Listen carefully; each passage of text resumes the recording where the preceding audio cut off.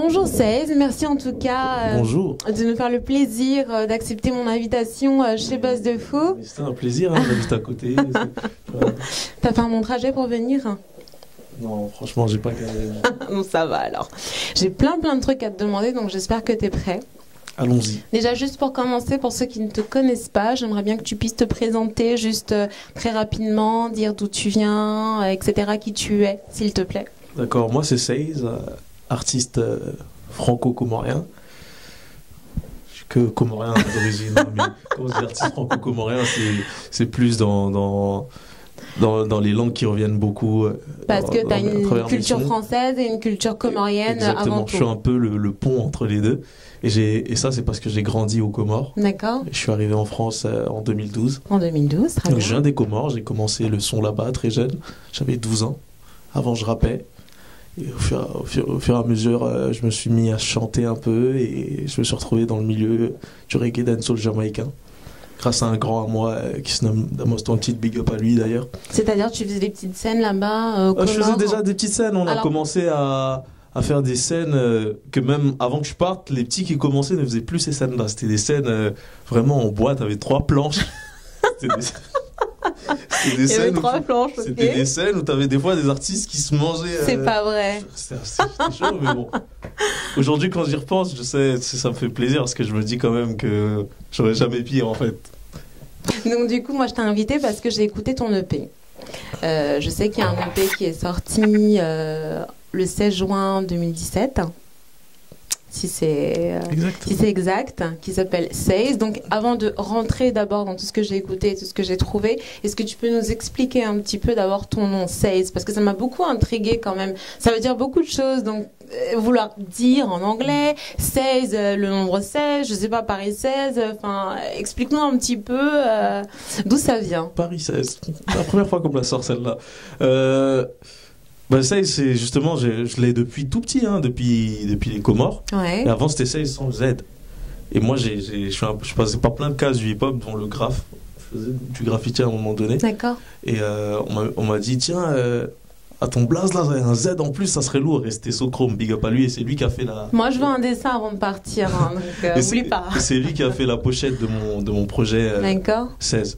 Et c'est lui qui a fait qu'il y a un Z en plus. C'est pour ça que des fois c'est complexe. Certains mettent un Z à la place du S, etc. Je m'excuse. Parce que c'est une écriture qui est quand même peu commune, appelons un chat. Exactement, et j'aime bien cette particularité-là. Car mon prénom aussi est très particulier. C'est Salsabil. Oui. Avec un Y. D'accord. Et c'est un nom, on me dit au Maghreb que c'est un nom qui appartient on le donne aux filles, etc. Mais je l'ai jamais vu avec un Y, etc. Donc ça m'a beaucoup conditionné mentalement à toujours faire dans le particulier, dans l'original, on va dire. Donc Salsabil qui est ton vrai prénom, et du coup Seize qui est donc le sobriquet qui sort en fait. Ouais, et justement dans Seize, il y a pas mal de lettres qui viennent de Salsabil. D'accord. Ces lettres-là, donc c'est pour ça que j'affectionne beaucoup ce prénom, ce petit blaze que j'ai depuis. Et moi on me l'a donné en fait. Donc ça remonte à tellement longtemps que je ne sais même plus qui me l'a donné. Comment on écrit Salsabil? S-A-L-S-A, Salsa, B-Y-L. D'accord. Et ça renvoie à un cours d'eau du paradis. Un cours d'eau du paradis? Ouais, c'est tiré du Coran. D'accord. C'est très joli en tout cas. Merci à mon père. Et du coup, tout le monde t'appelle autour de toi Seize ou Salsabil? On va dire Salsabil des fois dans la bouche, c'est compliqué. Non, comment ta mère elle t'appelle? Je sais qu'elle est vraiment énervée et tout, que tu as fait un truc qui t'énerve vraiment. Comment elle t'appelle? Arrête de mentir. Non, après, elle m'appelle Salsabil. D'accord. Donc là, tu sais qu'il y a un danger pour toi.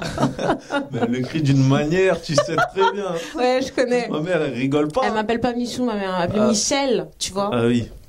Voilà. Donc, ouais, autour, le 16 a vraiment. Parce qu'avant, même, j'ai fait. Avant, j'étais un petit qui foutait la merde à l'école. Donc, j'ai fait 3. Ah bon?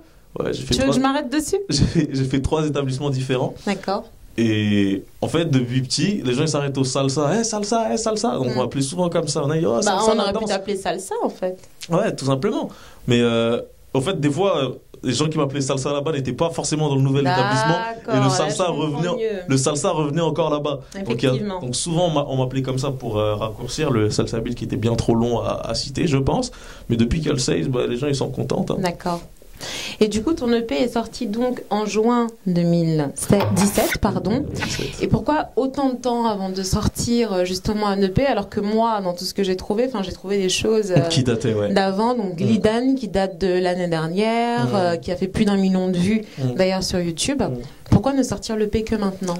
Bien avant Glidan, il y avait aussi l'épisode One Dance Remix, qui était vraiment là. De Drake. Ouais, la révélation aux yeux de beaucoup de gens de ce que je fais, etc. Vous pouvez aussi aller voir sur YouTube.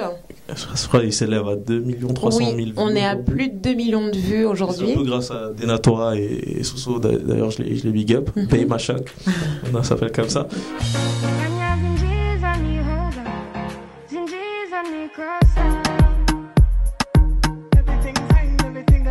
Tu sais que les vraies histoires ne se forcent pas. Crois-moi, de nos jours, trouver l'amour, c'est rare. C'est rare. Non, je ne renoncerai pas. Je ne voudrais pas que l'orgueil nous sépare. C'est pas rara. Y'en a aucune que je love, Amanda, ouais. Aucune qui innove, Itonda, ouais. Kavana ou Hushindo. So come over. Y'en a aucune que je love, Amanda, ouais. Aucune qui innove, Itonda, ouais. Kavana ou Hushindo. So come over. Naminawe, Shondera. Naminawe, Shondera. Ngamcho hudunga hatotera. Naminawe, Shondera. Naminawe, Shondera. Ekiroho ikosa ndenge dukutera. Et en fait, c'est dans l'enchaînement, justement, le 16 vient de là aussi, c'est que beaucoup de travail a été fait en 2016. Mais malheureusement, je n'ai pas pu sortir le 16 juin 2016. Et du coup, j'ai sorti le 16 juin 2017, on va dire avec 1 an de retard. Car beaucoup de ces sons-là ont été faits en 2016. On retrouve Glidan dedans, Glidan qui est sorti 1 mois à peu près après One Dance Remix. Donc les gens m'ont découvert là, l'été dernier. J'ai ressorti un son en janvier. J'ai mis du temps. Et on me demandait beaucoup de sons. Donc je me suis dit, là, je crois que je peux pas faire attendre encore plus, il faut que j'envoie. Et c'est pour ça que c'est tombé là. Ok, je comprends. Alors, dans ton EP, il y a 7 titres, si je ne me trompe pas. 8 titres. 8 titres, pardon. Pourquoi n'en avoir clippé que certains et pas d'autres? Je crois qu'il n'y en a que 5 qui sont clippés ou 6. Je ne sais plus pourquoi. C'est déjà beaucoup. Hein. Voilà, mais c'est une question que je pose quand même. Si je devais m'en référer à ce que les gens me disent ou me conseillent ou me suggèrent, je les aurais tous clippés. Parce que chacun a son son préféré, chacun a son... Ah, moi j'ai le mien. Je vais te dire lequel d'ailleurs. Okay. Donc tout le monde me dit « Ah, pourquoi t'as pas clippé ça à la place de ça ?»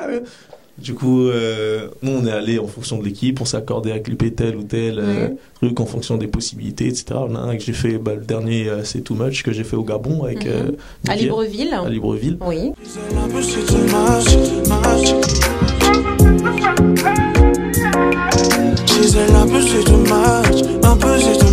oui. Et Gisèle, un peu c'est too much. Gisèle, un peu c'est too much, oui. Donc ça c'était important pour moi de le faire. Too Much, ça s'appelle. Too Much. C'est important pour moi d'aller voir les frères là-bas, du BGMFK, on est très proches. Donc ça m'a fait plaisir. J'ai passé un peu de temps là-bas. J'ai clippé j'ai fait un deuxième son un inédit, FML, qui est aussi disponible Fais sur... mon lit. je rappelle pour tout le monde. On dirait que t'as un truc à dire là-dessus. Non, du tout. Mais tu vas nous expliquer pourquoi FML. Attends. Non, en fait, c'était... Moi, j'aborde les choses très naturellement. Donc c'était venu comme ça et je me suis dit voilà, si ça est venu comme ça, je dirais. Ouais, j'aime bien. Des fois, j'aime pas dénaturer les choses. Des fois, j'aime pas refaire, par exemple, juste simplement une petite vidéo, la refaire 10 000 fois, c'est lui retirer une grande chose qui est son naturel en fait. Alors avant que je reparle de Fais mon lit, donc pour revenir à la chanson que moi j'aimais bien, j'aimais beaucoup Oumani. D'accord. Je l'ai trouvée très très belle, très douce comme chanson. En plus, si vous allez regarder le clip qui est vraiment magnifique, les filles sont très belles avec des robes qui sont très belles. Donc merci moi, pour je suis elle et très merci pour les créatrices. Aux robes. Raya Lesso et Aïda. Voilà, c'est ça.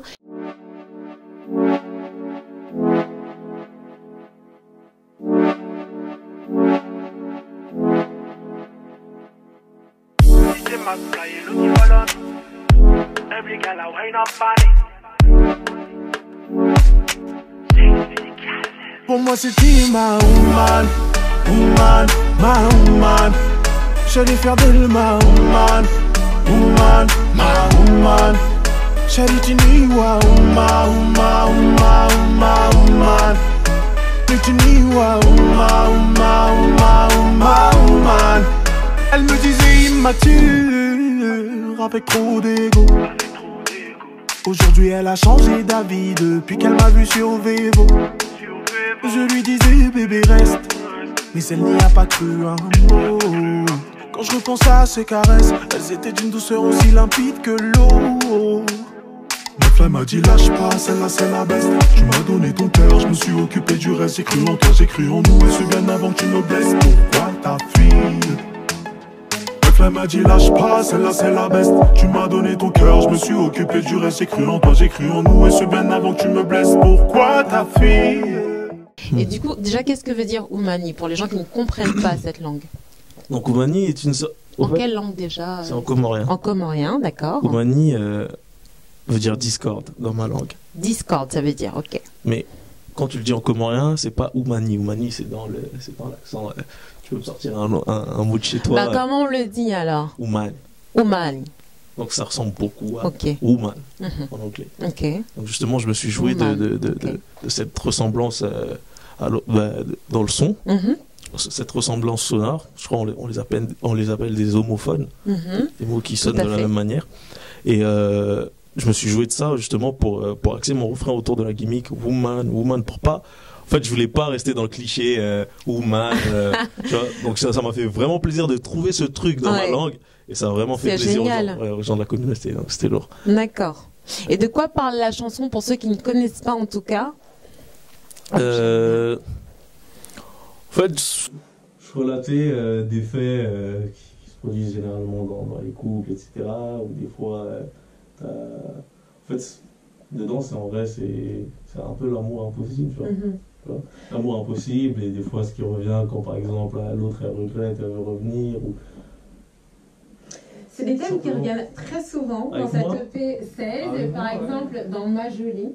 On parle encore d'une histoire d'amour. Alors, si je comprends bien le clip, parce que du coup, je vois une jeune fille d'origine maghrébine, avec toi d'un côté, un jeune garçon noir. Est-ce que c'est l'histoire du clip, ou alors c'est juste deux amoureux qui n'arrivent pas à être ensemble à cause des familles, ou alors c'est à cause des origines? Parce qu'on se trompe un petit peu dans la lecture du clip. Et je l'ai regardé peut-être 20 fois avant de te poser la question. C'est la chanson Ma Jolie. En amont, c'est le conflit justement lié aux origines. D'accord, ok, c'est bien ce que je me disais. Mais beaucoup de gens, tu sais, même aux Comores, des fois il y a plein de conflits qui sont entre villages. D'accord. C'est beaucoup de... Moi par exemple, mes deux parents viennent d'un seul et même village. D'accord. Samba Modoni, qui est dans la région d'Istambra. Donc ça a été plus facile pour eux d'être ensemble. Il y a ça aussi, il y a aussi le fait que je suis le cousin de tout le monde au village. Donc, mais moi, ça me plaît aussi de me dire que je viens de là et que de là. Tu vois. D'accord. C'est bien ça aussi. Mais faut pas que ça soit un frein non plus à deux personnes qui sont choisies par la force des choses, par le hasard ou par... Je sais pas. Est-ce que c'est le message que tu mets en avant dans Ma Jolie? Parce que quand les gens vont regarder le clip, ils vont se dire que c'est deux personnes d'origine différente, du coup, qui ont du mal à être ensemble à cause de leur origine. Est-ce que c'est ça ou pas? Ce qui est dit dedans, en fait, là c'est le clip, hein. Ouais. Mais beaucoup écoutent, à la base c'est un son.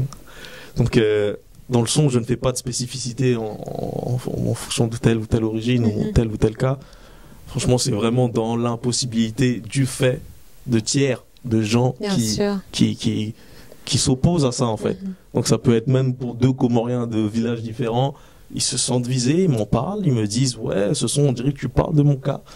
Donc moi ça me fait plaisir de toucher, d'aborder ce genre de thème qui touche beaucoup de monde. Parce que l'amour, c'est quand même un grand thème de société. Exactement, moi, et c'est un thème sur lequel je pourrais écrire. J'imagine, et je pourrais écrire aussi beaucoup de lignes dessus dans mes articles. Mais je vois que c'est quand même quelque chose de récurrent. Je te vois un peu comme un Craig David ou un Singila, tu sais, avec des sonorités un peu romantiques, douces, un peu choc parfois. Est-ce que tu peux nous expliquer ce côté-là? Pourquoi ce thème revient beaucoup dans ton dernier EP? On va dire c'est lié à une période aussi. Ah, là, t'appuies sur la bombe. Vas-y, Non, dis-moi, c'est lié à une période. C'est-à-dire, je veux savoir je maintenant. n'appuie sur aucune bombe. C'est lié à une période. Je m'inspire de ce qui m'arrive.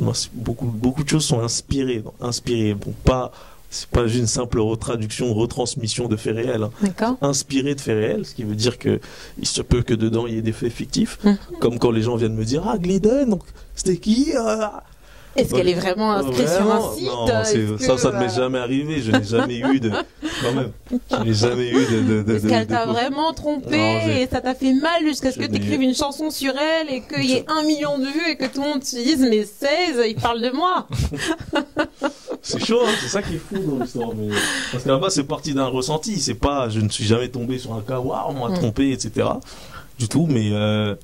En fait, je réfléchis énormément et beaucoup de fois, je m'imagine dans des positions, dans des postures, etc. Tu te mets à la place de gens qui auraient pu, eux, par contre, vivre cette situation, par exemple. Aussi, des fois, on a tous des doutes dans le couple, on sait très bien. Des fois, on se dit, ah, mais un peu bizarre en ce moment, il se passe quoi? Qu'est-ce qui se passe? Je me pose des questions. Des fois, ça devient vous empoisonnez la vie parce que chacun, tu sais, quand vous manquez de confiance un peu.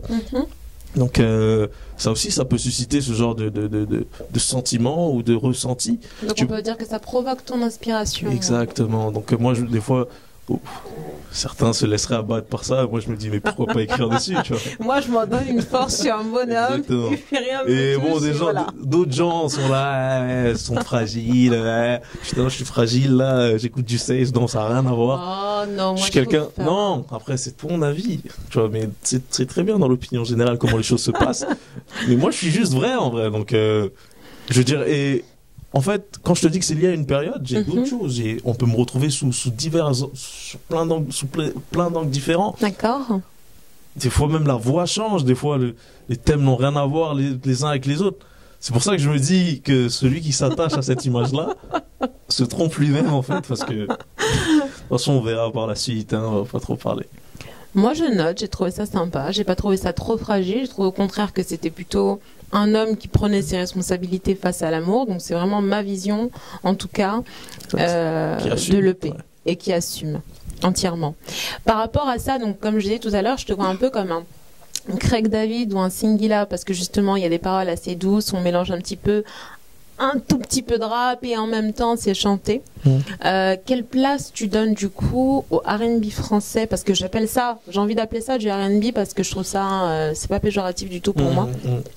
Quelle place tu donnes au R&B français aujourd'hui sur la scène musicale française? Franchement, beaucoup disent que ça ne marche plus ou que ça a disparu ou que... Je pense pas, hein. Je pense que au contraire, on devrait se dire que c'est là où tout le monde essaie d'en faire. Hein. Parce que après, en culture R&B, je te cache pas, moi je veux dire, non, je n'ai jamais pris de cours de chant. Quand j'ai appris à chanter, c'était en écoutant certains sons.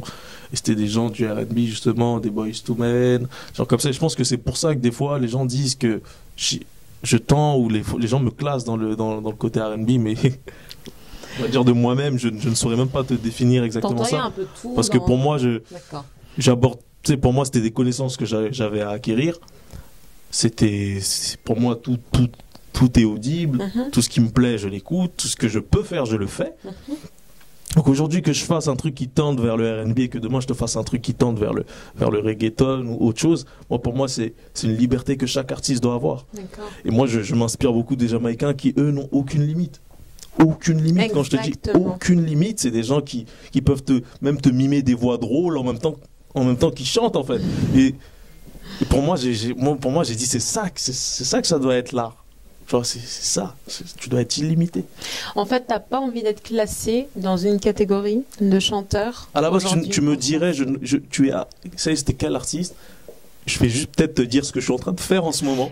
Alors, justement, je te pose la question. Est-ce que tu te classes plus dans le R&B, la pop urbaine, le mainstream, en même temps avec un petit peu de rap? Enfin, voilà. S'il fallait te classer dans une catégorie et que tu passais au Energy Music Awards. Catégorie. Vraiment... Là, c'est une colle, tu vois. Ouais, c'est pour ça que je me demande si tu as réfléchi ou pas à ça. Ouais, donc la dernière fois, j'étais au couvre-feu avec Jackie Brown, il me disait, ouais, en plus le côté dancehall lover, ça te va bien. Ouais, donc, vachement. Ouais, mais pour moi, dire ça, ce serait de tromper les gens parce que je me connais. C'est-à-dire je ne vais jamais stagner sur une case comme ça. D'accord. Donc tu peux repasser, comme tu me disais au tout début de l'interview, que tu étais rappeur au début et que tu as été influencé. Après, j'ai des sons là en studio où j'ai rappé, mais je les ai pas sortis parce que je me dis que ce serait totalement incohérent. Ah ben voilà, tu fais des cachotteries à buzz de fou. Comment est-ce que je peux faire mon travail correctement? Et j'ai d'autres sons qui étaient là, qui auraient pu entrer dans 16, qui ont leur efficacité, mais qui ne sont tout simplement pas dans le genre en fait. Qui sont tout simplement pas dans l'esprit du projet 16. Tu vois? Donc ces sons-là, je les ai réservés. Demain, je vais peut-être faire un projet reggae hip-hop. Et là, à ce moment-là, on va me dire, 16, là, t'es devenu, demain, là, t'es un caméléon, demain, t'es devenu autre chose. Là, je suis sûre qu'on va te sauter dessus en te posant la question, mais t'as changé de style. Moi, en fait, c'est plus cette liberté que je veux affirmer et cette capacité, en fait, j'aime toujours repousser mes limites. Donc, je pense que je me dois de faire ça. Dans tout ce que je fais, je suis comme ça. Donc, je me dis, je dois acquérir, amasser encore plus de connaissances et essayer des choses, faire. Je pense peut-être qu'un jour, j'arriverai à un truc. Mais ça va être compliqué d'avoir un truc qui réunirait toutes ces influences-là.